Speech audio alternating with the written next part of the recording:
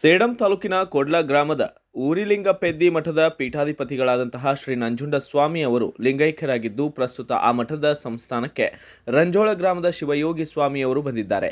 ಈ ಸಂದರ್ಭದಲ್ಲಿ ರಂಜೋಳ ಗ್ರಾಮದ ಹಿರಿಯರು ಹಾಗೂ ಗ್ರಾಮದ ಸರ್ವ ಧರ್ಮ ಮುಖಂಡರು ಸೇರಿ ಎಲ್ಲಾ ಸ್ವಾಮೀಜಿಗಳ ಸಮ್ಮುಖದಲ್ಲಿ ಶಿವಯೋಗಿ ಸ್ವಾಮಿ ಅವರನ್ನ ಕೊಡ್ಲ ಗ್ರಾಮದ ಊರಿಲಿಂಗಪೆದ್ದಿ ಮಠಕ್ಕೆ ಮೆರವಣಿಗೆ ಮೂಲಕ ಕಳುಹಿಸಿದ್ದಾರೆ.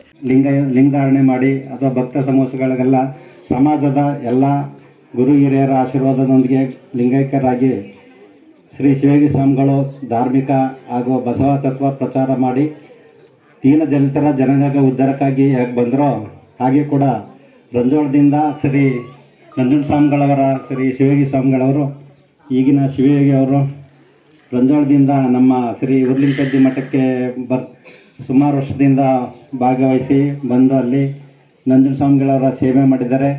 ಅವರ ಕೃಪೆಗೆ ಪಾತ್ರರಾಗಿದ್ದಾರೆ. ಆ ಒಂದು ಮಠಕ್ಕೆ ಶಿವಯೋಗಿ ಸ್ವಾಮಿಗಳು ಬಂದಿರೋದ್ರಿಂದ ನಮಗೂ ತುಂಬ ಸಂತೋಷವಾಗಿದೆ. ಹಾಗೆ ಎಲ್ಲ ಜನಾಂಗಕ್ಕೆ ಶಿವಯೋಗಿ ಸ್ವಾಮಿಗಳು ಹೆಂಗೆ.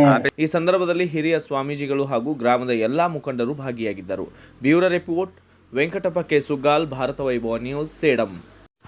Thanks for watching. Read, discuss and debate with editor Dr. Yan Prashant Rao. Wanted reporters in print, digital and visual media for Bharat Vaibhav Daily Newspaper, BV News 5 Channel and BV Fast Web News from all the talukas of Karnataka, Goa and Maharashtra. If interested, send your resume to 9019229369.